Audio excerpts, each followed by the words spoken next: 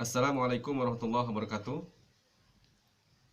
Sobat channel sekalian, jumpa kembali di dalam channel kita yang terkait dengan hobi-hobi kita semuanya.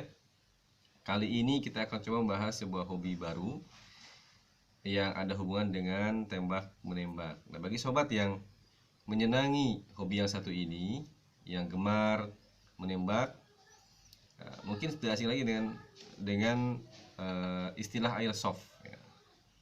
Nah, sebelum kita mengenal airsoft, kita lihat dulu yuk terkait masalah perangkat-perangkat yang digunakan dalam kegiatan menembak. Nah, yuk kita mulai yuk. Berawal dari rasa ingin tahu sebetulnya tentang hobi ini, lama-lama ternyata menjadi sebuah dunia yang menarik, sobat sekalian. Ingin sekali mencoba untuk belajar menembak atau ingin merasakan, tapi tidak merasa khawatir terkena pasal-pasal yang terkait masalah ilegalisasi dari senjata api terutama.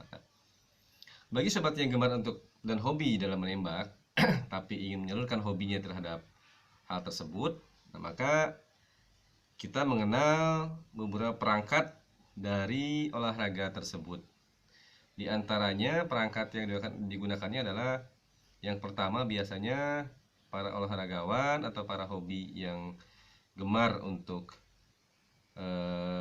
melakukan tersebut menggunakan satu dengan senjata asli ya, atau senjata api atau gun ya.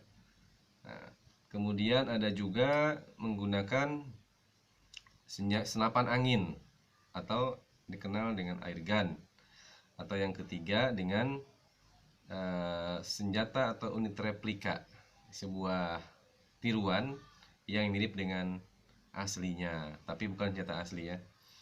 Baik, yuk kita bahas satu-satu. Untuk yang nomor satu tadi yang disebut dengan senjata sesungguhnya, ini di Indonesia penggunaannya sangat amat sangat ketat. Kenapa? Karena daya rusak dari perangkat ini amatlah sangat berbahaya ya. Sebagaimana kita ketahui bahwa senjata api itu merupakan sebuah perangkat modern ya, setelah selesainya periode generasi panah, maka lanjut dengan generasi mesiu. Nah, mesiu ini kemudian para ahli menemukan sebuah teknologi pelempar proyektil dengan cara peledakan mesiu. Dari mulai awal sejak abad 18-19 berkembang hingga sekarang, dari mulai sebuah perangkat yang besar sehingga menjadi sebuah perangkat yang sekecil bahkan genggam tangan, di mana pelontar tersebut mampu melontarkan mesiu dengan kecepatan yang luar biasa dan mendapatkan daya rusak yang bahkan bisa mematikan apapun juga ya, mematikan hewan maupun manusia. Di negara-negara yang liberal masih bebas menggunakan senjata tersebut, tapi di Indonesia alhamdulillah kita sudah dibatasi dan tidak sembarangan orang untuk memiliki senjata-senjata api. Kalaupun ada yang memiliki, maka akan dikenakan sanksi dari pidana, di mana pelaku baik pengguna maupun pemiliknya akan diancam dengan hukuman pidana tentunya ya, karena berbahayanya. Adapun izin yang dibolehkan untuk menggunakan senjata tersebut hanya untuk para aparat TNI maupun kepolisian atau personal yang memang memiliki izin resmi ya, dari negara sehubungan dengan pekerjaannya maupun dari kegiatannya, misalnya olahragawan karena dia kebetulan sebagai atlet menembak, atau sebuah komunitas yang memang resmi berizin, di mana kegunaannya untuk dalam rangka pelatihan yang sifatnya training maupun olahraga. Nah, dan tentu dalam pengawasan yang ketat pula. Tapi selain itu, penggunaan senjata api, penyimpanannya maupun kepemilikannya itu amat dilarang dan pelakunya dapat dikenakan sanksi pidana atau kurungan bahkan sampai seumur hidup ya. Hati-hati untuk penggunaan senjata asli. Yang kedua, menggunakan senapan angin. atau orang kenal dengan istilah air gun ya. Air gun ini adalah sebuah perangkat yang juga mampu melemparkan proyektil tapi menggunakan tenaga angin. Di mana dari masa ke masa unit ini juga telah mampu mengembangkan kualitasnya dari yang awalnya sekedar angin biasa yang dipampatkan ya, kemudian dikompak dengan tangan, maupun sekarang sudah sampai dengan pampatan konsentrasi tinggi, dan bahkan kita sudah bisa membeli angin-angin yang sudah ready di lapangan, seperti misalnya angin berupa CO2 dipampatkan, dimasukkan ke tabung dan digunakan. Daya rusak dari senapan angin ini juga kalau dikenakan cukup berbahaya, walaupun tidak sedahsyat dari senjata api atau misiu tadi, tapi masih sangat berbahaya dan bisa mematikan, terutama terhadap hal-hal yang kepada hewan maupun manusia. Itu sebabnya juga pemerintah masih mengawasi penggunaannya. Bahkan ada beberapa hal yang masih diharuskan memiliki izin resmi dalam kepemilikan senapan angin. Tapi ada beberapa juga yang mengatakan karena senapan angin ini tidak termasuk senjata api, ini ada kaitan dengan bunyi pasal undang-undangnya ya, yang tidak mengkategorikan senapan angin sebagai senjata api, maka sebagian mereka mengatakan bahwa kepemilikan senjata angin atau senapan angin itu tidak memerlukan surat izin. Ya, ini pro kontra antara penghobi dan penjaga keamanan pemerintah ya. Kita maklumi, bagi sobat yang memiliki senapan angin diharap untuk bijak untuk melaksanakannya. Baik, kemudian yang ketiga, penghobi dari olahraga menembak itu adalah pengguna unit replika. Apa itu replika?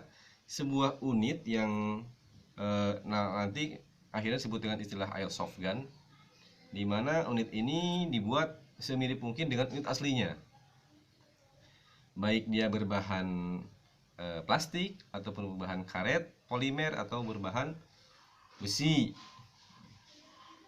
Sebetulnya airsoft ini memiliki tenaga yang lemah ya, daya rusak yang paling kecil daripada yang dua di atas tadi. Kenapa? Karena daya lontarnya tidak separah dari senjata api maupun senapan angin. Dikarenakan lontarnya ada beberapa, ada yang dibuat dari spring, per, ataupun dari elektrik, maupun dari gas sendiri, yang kekuatannya di bawah dari dua di atas. Nah, namun yang berbahaya, sobat sekalian, dari airsoft ini menurut pemerintah itu bahayanya bukan di daya rusaknya, tapi di kemiripannya. Ya, ini yang membahayakan katanya, makanya para pemilik airsoft itu dihukumi dua oleh aparat ini. Ada yang memperbolehkan dengan syarat boleh digunakan di area-area tempat latihan. Ya, kalau sobat senang, tolong dibawa digunakan di tempat yang semestinya, ya, tidak dibawa di tempat yang umum, karena ini akan dapat mengganggu kenyamanan dan keamanan lingkungan. Benda ini walaupun tidak berbahaya, tapi dapat digunakan menjadi sarana pembuatan kejahatan. Nah, itu yang membuat sebagian aparat menyampaikan airsoft ini jadi terlarang dengan alasan bisa disalahgunakan untuk perbuatan kejahatan. Baik, sobat sekalian, karena kita akan membahas masalah airsoft, mari sedikit kita perdalam terkait masalah airsoft ya. Airsoft gun yang kita kenal sebetulnya adalah sesuatu hal yang baru. Ya, secara teknologi mungkin dari zaman dulu ada, tapi secara fitur-fitur, di mana zaman sekarang sudah banyak bahan-bahan yang dapat mengakomodir pembuatan sebuah replika senjata yang memanfaatkan fasilitas yang baru untuk mencapai sebuah unit yang diusahakan semirip mungkin dengan aslinya. Ya. Jika aslinya itu terbuat dari besi, maka dapat dibuat replika dari plastik. Jika aslinya itu harganya bisa ratusan juta, maka ini dapat dibuat dengan lebih murah, karena hanya replika ya sobat. Baik, kita lihat dulu jenis-jenis dari airsoft tersebut. Yang pertama ada airsoft pelontar proyektil itu dibuat dari jenis, kita lihat dari sumber tenaganya, bagaimana cara dia melontarkan proyektilnya. Yang pertama adalah dengan tenaga per ya, spring. Ini bisa kita lihat dari mulai hal yang kecil, kita lihat dari mainan anak-anak, pistol-pistol plastik yang mendasar. Sebetulnya itu kalau disalahgunakan berbahaya juga ya. Ada beberapa bagian kita yang rentan dengan walaupun sekedar plastik tapi dapat membahayakan, terutama untuk bagian-bagian tubuh kita yang sifatnya lunak seperti mata, hidung, dan lain sebagainya. Itu sebabnya pengguna airsoft atau pengguna airsoft itu dianjurkan untuk menggunakan kacamata pelindung ya, atau goggle dengan harapan dapat melindungi ketika terjadi walaupun daya rusaknya sedikit tapi dapat membahayakan dari organ-organ tubuh kita. Nah, berawal dari sebuah mainan anak-anak yang terbuat dari plastik, maka berkembang para perusahaan pengembang dari replika senjata ini atau replika unit-unit yang mirip dengan aslinya itu semakin lama semakin profesional meningkat, dari yang harganya murahan dibuat dari plastik murahan sampai yang plastiknya luar biasa pemirsa, yang bahkan ada beberapa perusahaan di Jepang, Taiwan itu yang konsentrasi dalam pembuatan replika tersebut, bahkan sehingga fantastis harganya gitu ya, dan ternyata pembelinya juga tidak sedikit. Ini menunjukkan bahwa hobi ini mulai diminati, termasuk masalah replika dari tenaga spring ini. Saya ingat sebuah merek dari sebuah replika spring yang terkenal dulu, dibuat dari Tokyo ya, Tokyo Marui istilahnya, itu fantastis dan banyak diburu ya. Dan sekarang sudah mulai jarang karena memang unitnya itu bagus ya, baik dari plastiknya, pernya maupun dari pelontarnya, dan dibuat mirip dengan aslinya. Nah, ini hanya contoh saja bagaimana sebuah replika senjata walaupun dari plastik tapi banyak penghobinya ya. Biasa digunakan oleh orang-orang yang gemar ya, hobi dalam tembak menembak. Kemudian yang kedua ada lagi sebuah airsoft bertenaga gas atau angin ya. Bisa dengan cara dipampatkan atau dengan cara yang sekarang sedang berkembang itu dengan cara membeli tabung gasnya kemudian dipasangkan, yaitu kita kenal dengan teknologi CO2 ya, ataupun dengan green gas ya. Ini terkenal dari produk Taiwan, itu biasanya menggunakan green gas dalam menggunakan sumber daya pelontar dari proyektilnya. Bloknya banyak ya, ada yang dari plastik, ada yang dari besi, ada dari polimer dan sebagainya. Tapi rata-rata senjatanya sudah mirip dengan aslinya. Ya. Kemudian ada juga yang sumber tenaganya ditengarai oleh dari sumber listrik, dari baterai misalnya, sumbernya elektrik. Nah, ini juga sama kekuatannya dengan yang dua tadi, bedanya adalah tenaganya saja. Yang tadi pertama dari karena lemparan lontaran dari spring, yang kedua karena gas CO2 atau green gas, ketiga dari elektrik.